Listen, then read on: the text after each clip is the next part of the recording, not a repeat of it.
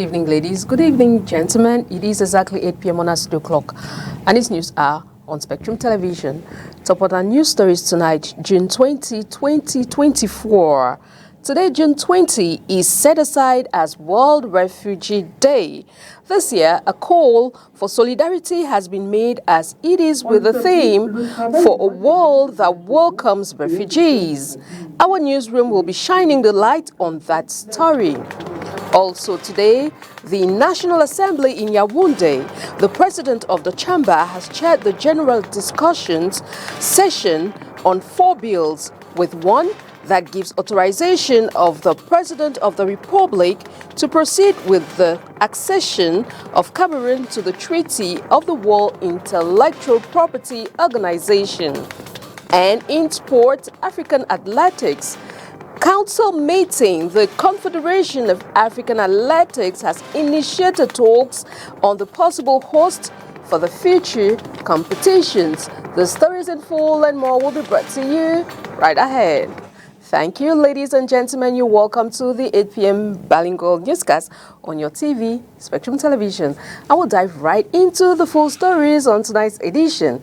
And it is in the French language, and it's with you, Makeda Lydie Newton. Bonsoir. Bonsoir Christelle Assex-Ouellet, mesdames, messieurs, bonsoir. Activité parlementaire pour ouvrir ce journal bilingue.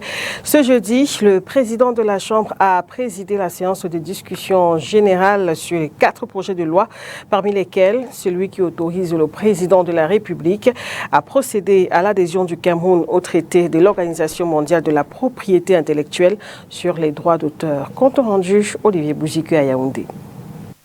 À l'Assemblée nationale ce 20 juin, les parlementaires ont effectué une discussion générale sur 4 projets de loi soumis il y a quelques jours par la présidence de la République à l'examen de la Chambre. Il s'agit du projet de loi autorisant le président de la République à ratifier l'accord sur le transport aérien entre le gouvernement de la République du Cameroun et le gouvernement du Canada, signé le 1er juin 2022 à Yaoundé. Du projet de loi autorisant le président de la République à procéder à l'adhésion du Cameroun au traité de l'Organisation mondiale de la propriété intellectuelle, OMPI, sur le droit d'auteur, adopté le 20 décembre 1996 à Genève en Suisse. Du projet de loi autorisant le président de la République à procéder à l'adhésion du Cameroun à la Convention internationale sur la protection des artistes interprètes ou exécutants, des producteurs de phonogrammes et des organismes de radiodiffusion, adopté le 26 octobre 1961 à Rome en Italie. Et du projet de loi autorisant le président de la République à procéder à l'adhésion du Cameroun au traité de l'Organisation mondiale de la propriété intellectuelle, OMPI, sur les interprétations et exécutions et les phonogrammes, adopté le 20 décembre 1996 à Genève, en Suisse. Au cours de cette séance, présidée par le président de l'Assemblée nationale, honorable Kavaye Djibril, les 4 textes ont été examinés puis adoptés point par point. Cooperation Win-Win, the president of the National Human Rights Commission, has received in audience today the representative of women's rights, Pierre-Marie Ruki, who has thanked the president of the NHR Commission for the actions carried out on the ground to the benefit of women. Let's take a listen. First of all, I have to thank the chair of the National Commission of Human Rights in Cameroon for receiving us today, me and my colleagues. As you know, I'm representing here UN Women, which is the UN entity on gender equality and women empowerment.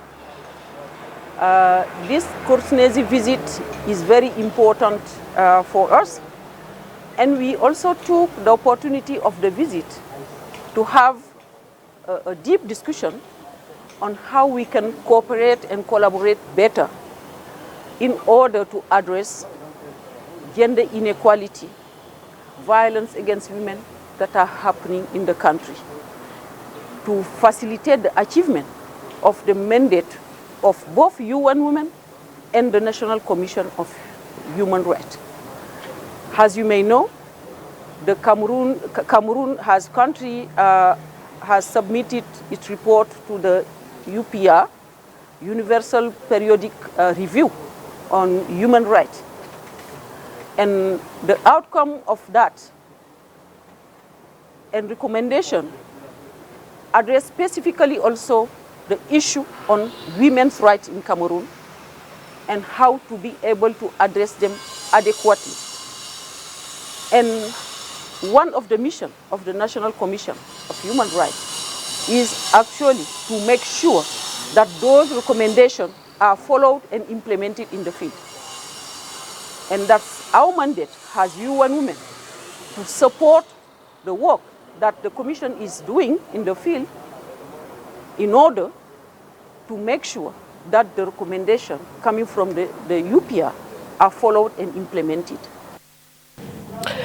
La situation des réfugiés au Cameroun est encore très difficile malgré les efforts fournis par le pays. Ce 20 juin est journée mondiale des réfugiés. Réunis ce jour à la place du gouvernement, ici même à Douala, le plaidoyer va dans le sens de la levée de certains blocus afin que les réfugiés puissent avoir accès au travail. Le point avec vous, Oyandonken et Julie Pont. On le sait tous, le travail éloigne de l'homme de nombreux maux et est au cœur de sa dignité. Les réfugiés résidant au Cameroun plaident donc pour un accès aisé au travail. Nous faisons des plaidoyers, nous allons dans les entreprises, nous écrivons à l'État, nous écrivons partout, les responsables, qu'ils écoutent la voix des réfugiés. C'est le plaidoyer que les leviers soient levés. L'État, le gouvernement et les entreprises non étatiques ouvrent les portes, qui prennent les réfugiés dans le travail pour qu'ils essaient de vivre. Selon ces derniers, leur situation au Cameroun est encore très difficile malgré les efforts considérables faits par le gouvernement camerounais. Déjà, quand il y a une main qui vous apporte de l'aide, on dit merci.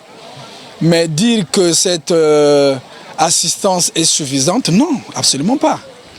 Assistance, bon, je veux parler en termes faciles. Sur le plan sanitaire, prenons par exemple le plan sanitaire. Sur le plan sanitaire, l'assistance est ciblée. Et quand c'est déjà ciblé, ça veut dire que le reste ne reçoit rien. Donc si on est malade, on se débrouille. On se débrouille comment quand quelqu'un n'a pas les moyens pour s'acheter les médicaments. Donc ça c'est un problème. Sur le plan social, les réfugiés n'ont pas cette possibilité d'être pris dans le travail facilement, dans une entreprise facilement. Parce que notre carte n'est pas reconnue par tout le monde. Ce 20 juin est Journée mondiale des réfugiés. Elle permet de mettre en lumière les droits et besoins et même rêves de ces personnes qui sont contraintes d'être loin de leur pays du fait soit des guerres, des maladies ou même des catastrophes naturelles. Le thème de cette année est pour un monde qui accueille les personnes réfugiées. C'est une journée qui nous amène à penser à l'avenir. Non pas seulement à penser ce qui s'est passé en arrière, mais penser à l'avenir, ce que nous devrons être. Voilà pourquoi des thèmes, par exemple, solidarité avec les réfugiés. C'est dans ce sens-là. Solidarité avec les réfugiés, mais cette solidarité doit se faire comment ? Donc c'est une journée commémorative et mettre toutes les intelligences et les sagesses en exergue pour avancer. Réunis à la place du gouvernement de Bonanjo, les réfugiés vivant à Douala ont allié plaidoirie et exposition de leur savoir-faire. Et à l'occasion de cette journée mondiale des réfugiés célébrée ce jour, un appel à la solidarité est lancé à travers le thème intitulé « Pour un monde qui accueille les personnes réfugiées ». Quelques Camerounais rencontrés dans les rues de la capitale Yaoundé estiment que notre pays est une terre d'hospitalité pour tous les étrangers. Ils s'expriment au micro de Thierry On. Le Cameroun est un exemple en Afrique, je peux dire, et peut-être même dans le monde, parce que nous, Camerounais, nous ne faisons pas de différence face à un étranger dans notre pays, parce que nous avons cette habitude de vivre en communauté et la diversité des langues que nous avons au Cameroun est aussi à la hausse. Ça favorise beaucoup plus cela, parce que le plus souvent, on est dans un quartier où le voisin n'est même pas parfois de la même région que nous ou de la même communauté linguistique que nous. Et le Cameroun a cette facilité que les gens, le brassage des populations c'est fait tellement bien que le plus souvent, on se rend même compte que le voisin qu'on croyait qui est soit de la zone anglophone, soit du septentrion, c'est bien plus tard qu'on se rend même compte que non, c'est juste une similitude de langage. En fait, ce sont même des étrangers, mais on ne fait pas de différence dans notre façon de vivre avec eux. On doit donc avoir ce souci-là de les aider, d'avoir un peu un cœur tendre envers eux, parce qu'aujourd'hui, ce sont peut-être eux et à qui le tour. Donc, la question des réfugiés est une question qui doit être au cœur même de notre mode de vie, de notre manière de vivre avec les autres au quotidien.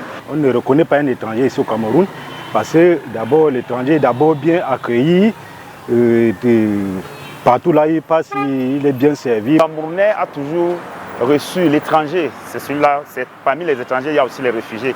Il y a les étrangers qui viennent dans la voie normale et il y a ceux qui se réfugient au Cameroun, peut-être pour des raisons de guerre dans leur pays respectifs, dans les contrées respectives, mais dès lors qu'ils sont chez nous ici au Cameroun, nous les prenons comme nos propres frères. Ça, vous pouvez vous rassurer. L'homme camerounais, parfois, préfère donner à manger aux réfugiés et laisser son frère mourir de faim. Une journée peut en cacher une autre. Reparlons de la 34e édition de la Journée de l'enfant africain, célébrée le 16 juin dernier. C'était l'occasion pour les jeunes députés de plaider en faveur de l'amélioration de l'éducation pour les enfants au Cameroun.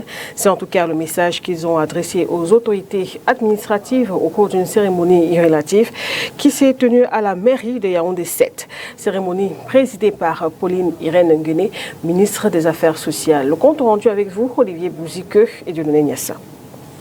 Pour cette 34e édition de la Journée de l'enfant africain, le débat porte sur les moyens de renforcer l'éducation offerte aux enfants du Cameroun. Le constat fait état d'un relâchement qui vire parfois à des dérives sociales. Pour les enfants, leurs représentants plaident. L'éducation est un droit fondamental pour les enfants. L'éducation ne devrait pas dépendre de leur statut social ou bien de leur statut familial ou bien d'autres statuts. Et tout enfant, que ce soit un garçon, que ce soit des filles, tous les enfants ont droit à l'éducation. Les enfants handicapés aussi parce que j'ai remarqué que ces derniers sont constamment repoussés, ces derniers sont constamment refoulés dans notre pays particulièrement à cause de leur handicap. Et je pense que ces derniers, je pense qu'ils ont un potentiel à montrer et qu'ils devraient être mieux inclus dans la société et protégés par nos autorités. Au niveau du gouvernement, l'on assure, des mesures sont prises, notamment le renforcement du cadre législatif, réglementaire et institutionnel lié à la protection de l'enfant. L'État s'est assuré de la gratuité de la scolarisation dans l'enseignement primaire et il a mis en place des politiques d'éducation inclusive. Aujourd'hui, le gouvernement met progressivement en place des écoles inclusives dans les 360 communes de la République. Des programmes et des projets d'aide scolaire sont implémentés par plusieurs départements ministériels, dont le ministère des Affaires sociales, dans le cadre de la décentralisation pour faciliter l'accès à l'éducation et à la rééducation des enfants socialement vulnérables. Malgré ces mesures, beaucoup reste à faire. Les collectivités territoriales ne comptent pas rester sourds ou muets. Nous vous rassurons donc de ce qu'en notre double qualité de maire de Yaoundé 7 et de président des communes et villes élues du Cameroun, les collectivités territoriales décentralisées ne ménageront aucun effort pour apporter leur appui à la mise en œuvre de la politique de promotion et de protection des droits de l'enfant. La célébration de cette 34e édition à l'esplanade de la mairie de Yaoundé 7 donne ainsi le ton pour la mise en œuvre d'un nouveau paradigme dans le cadre de l'éducation des enfants au Cameroun, en Afrique en général. From Yaoundé, we now take you over to the northwest region of Cameroon, precisely in Bamenda, where the separatist group who call themselves the Ambazonian Governing Forces have rendered some transporters in that part of Cameroon jobless, as they have set ablaze their taxes for failure to comply to their rule of changing their taxi color from yellow to blue and white. And the latest victim is through Joseph Onila-Donet with details. In the heart of Bamenda, taxi drivers navigate treacherous roads, their vehicles battered by time and neglect. But it's not just potholes they fear, it's the Ambazonia governing forces, the AGF. This shadowy group insists on a radical transformation. Taxis must shed their familiar yellow color and embrace the blue and white. Happening now at Ntarinkunte Street, taxis burned down to ashes that they don't want to see yellow color by the voices happening now to the street live. As the flames of the conflict rise, these drivers find themselves at the crossroad turned between survivor and defiance. Fruit Joseph, a physically challenged citizen, recently fell victim to these violence when his taxi was set ablaze in the Church Street neighborhood of Tarikong on Tuesday, June 18, 2024. No, yes. It's my only source of income. Just stand down. Just stand down. Everybody do me so. Everybody do me so. I don't get food anymore.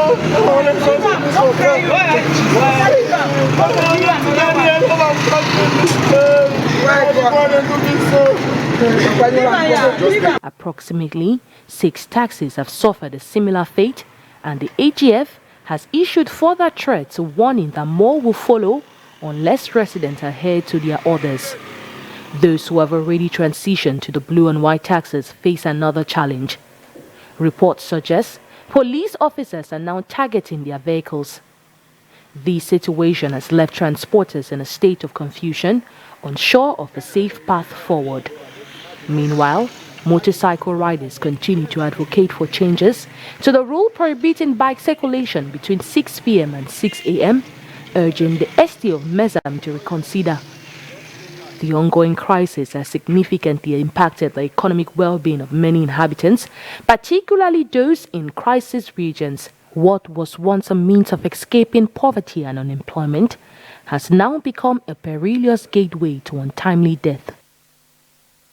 L'escale internationale ce soir nous amène en Somalie. Le gouvernement appelle à un ralentissement du retrait des forces africaines de maintien de la paix. Au Kenya, des milliers de manifestants contre le projet de nouvelle taxe. Et puis en Guinée-Bissau, fermeture d'une partie de la frontière avec le Sénégal. Le résumé de l'actualité africaine de ce jour, c'est avec La Voix de l'Amérique.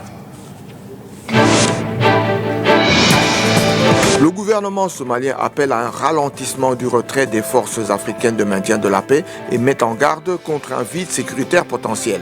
La mission de transition de l'Union africaine en Somalie, ATMIS, s'est engagée à se retirer d'ici le 31 décembre.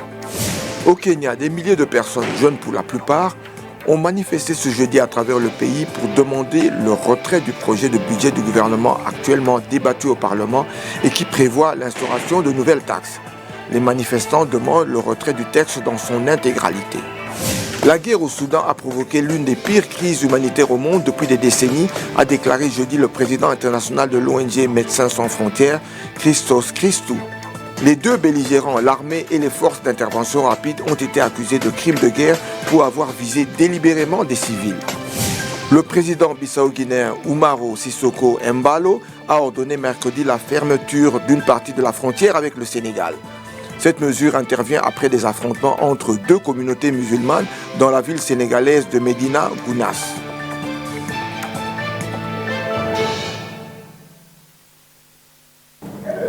In Pakistan, Peshawar, former school teacher Zogana Hamidi is teaching other young African women refugees how to make fashion jewelry so they can help support their families. Details with our Voice of America partners. The UN says about 117 million people were forcibly displaced in 2023, making it the 12th straight year that the number has risen. This month, Jan Egeland, the head of the Norwegian Refugee Council, or NRC, said the utter neglect of displaced people has become the new normal. The NRC says Burkina Faso has more than 2 million displaced people, making it one of the most neglected displacement crises in the world. Fatimata Pisako, a mother of 9, fled northern Burkina Faso 5 years ago and says support has diminished since then. In the past, we were registered by the government, but we received no support from them. A few charitable organizations helped us, but their support has diminished significantly, and now they come only occasionally.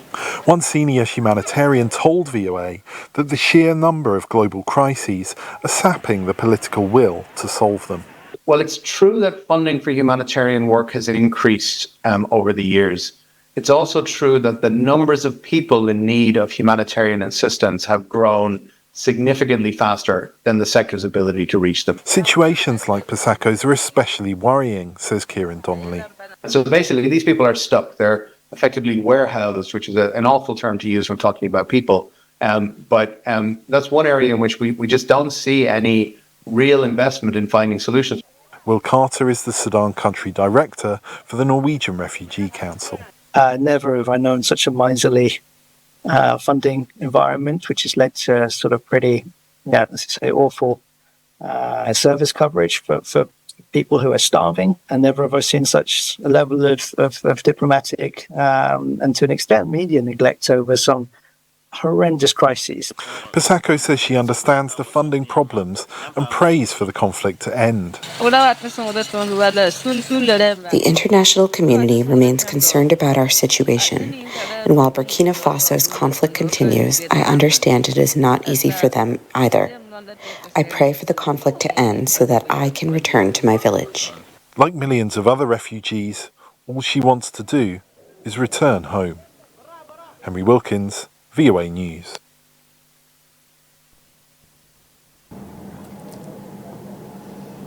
We now talk sport athletics. The Confederation of African Athletics has initiated talks on the possible host for future competitions. This and many other critical issues have been discussed at the Council. Onila Donet tells us more. The 23rd edition of the African Athletics Championship is set to kick off this Friday in Douala, Cameroon. Officials have already initiated discussions regarding the future host for upcoming competitions. During the African Council meeting held this Thursday, several critical points were addressed, including the prospects for African athletes at the upcoming Olympics. We are going to discuss some important points on our agenda. Mainly, we want to change a bit our constitution, and then we will also to promote an African policy on safeguarding. We need to protect our athletes. So the world is changing and sport is taking another dimension. It is important for us to look at how we can protect our athletes. Most important issue is also to think about how Africa could be in Paris 2024. As you know, Africa is counting on our sports to make glory, to get victories. So we must discuss also that issue in this meeting. Notably, representatives from both the African and World Athletics Federation attended this meeting. The president of the World Athletics expressed enthusiasm about participating in the African Athletics Championship, an event that showcases the continent's top athletes. Well, first of all, I'm delighted to be at the African Championships, delighted to be here today for the African Athletics Council meeting, which is very important. I know they have a very busy agenda with some very detailed discussions, but the African Championships are special. This is a continent that has provided extraordinary competitors in the last 50 years. Many of them I competed against, so I know how good they are. And I'm delighted that in only a few weeks we will be in Paris for the Olympic Games, where athletics will again emerge as the #1 Olympic sport. But the opportunity for people in Africa to see those athletes in their national and area championships before they compete in Paris. Key decisions will emerge from this gathering, covering constitutional revisions, athlete safety measures, and the selection of host cities, amongst other important matters. Ce conseil de la Confédération africaine de l'athlétisme tenu ce jeudi matin à Douala, les différents acteurs étaient face à la presse cet après-midi, toujours dans la cité économique. Nous vous proposons d'écouter un extrait de la déclaration du colonel Ahmad Kalkeba Malboum. C'est très important. Nous allons passer en revue un certain nombre d'activités, mais nous voulons réfléchir sur une nouvelle révision de nos statuts. C'est important avec l'évolution du sport dans le monde, des nouvelles contraintes. Nous allons également insister sur une réglementation pour protéger les athlètes. Dans ce monde où il y a beaucoup de situations contre la morale, quels peuvent être les dangers que pour nos athlètes, nous devons les protéger. Ensuite, évidemment, nous allons attribuer des compétitions à des pays qui souhaitent les organiser. 2026 pour les championnats d'Afrique senior, 2028 pour les championnats d'Afrique senior, 2025 pour les moins de 18 ans et de 20 ans, 2025 pour le cross-country. Tout cela va se décider ici. Il y a quelques pays en course pour accueillir ces événements. Je pense que c'est aussi important que cela. Le colonel Ahmad Kalkeba Malboum était au micro de Julie Paul. On rappelle que les 23e championnats d'Afrique d'athlétisme démarrent dès demain 21 juin au complexe sportif de Japoma ici à Douala et s'achève le 26 juin prochain. C'est avec cette note que nous refermons ce journal bilingue. Mesdames, Messieurs, merci de l'avoir suivi. Au revoir. Au revoir, Christelle Asik. Good night to you, Makeda Lidinyotum. Good night to you, televiewers. Thanks for watching. See you again tomorrow with fresh news and more news on STV. Good night.